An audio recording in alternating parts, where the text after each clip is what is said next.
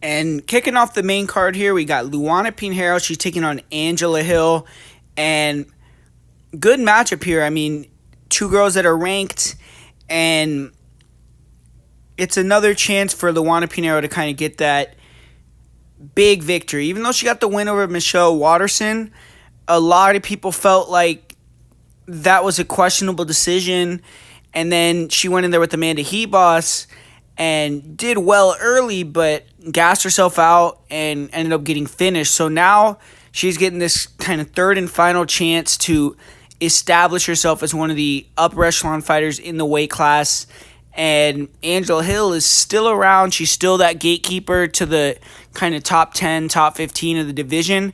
And she still has further aspirations where she wants to continue to move up the division and maybe finally get in her position to get in that top 5 and things like that. But stylistically, Luana Pinheiro, I mean, she has the ability to give anybody problems just with their aggressiveness, physicality, and empowerment. I mean, her last fight was crazy. She came out just like a bat out of hell in the first round. She was throwing bombs on Mandy Hebos and very wild, unrefined striking, but she's willing to go for it. Athletic and powerful, and she even rocked Hebos, had her a little bit wobbly, busted her face up pretty good. So Pinheiro definitely has some power, and although I don't think that she has that technicality in long term, I think once Angela Hill finds her range and the distance and Pinheiro calms down a little bit and the athleticism speed difference closes up due to the cardio, Hill will cruise. But we did see, Mackenzie Dern get real wild on Hill and have success and rock her. So Pinheiro, she has to use that blueprint, man. Get wild, be aggressive, use her striking to get in on those judo throws, hit some takedowns, look for the submission early, but leave enough in the tank to go 3 rounds. Because we saw with the Amanda Hebos, she gassed herself trying to get that finish in the first round, and she's tended to do that in all of her fights.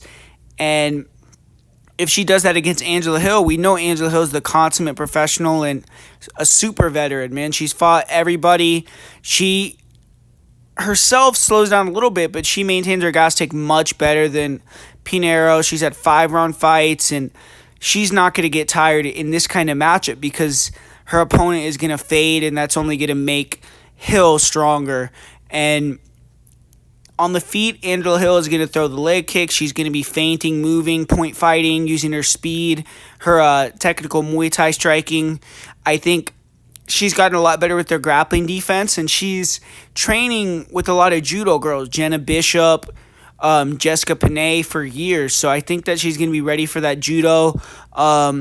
She may be able to reverse a couple of these throws that Pinheiro goes for and get on top. And if she can get on top, I think she could control and really wear Pinheiro out. And I think ultimately this fight's going to come down to savviness, veteran experience.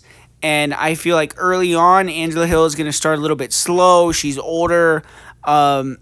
And I think she has started slow a lot in more of her recent fights. But I think once she finds that rhythm, gets her range, she's going to start to pick apart Pinheiro. And if Pinheiro gets desperate for takedowns, I think Hill could reverse, get on top, really get Pinheiro tired. And obviously with Angela Hill, I mean, there's not a big finish threat there, so it's likely going to be a decision. Pinheiro, I tried to fade Hill in her last fight and say that Gomes was going to get the first round knockout, but that was kind of silly. Hill's never been knocked out, and wishing for a knockout at 115-pound women is not probably the greatest idea. So I do think that Pinheiro could maybe get the knockout in the first, but if that doesn't happen, I think Angela Hill is going to win this one. So give me Angela Hill to win this via pretty dominant decision.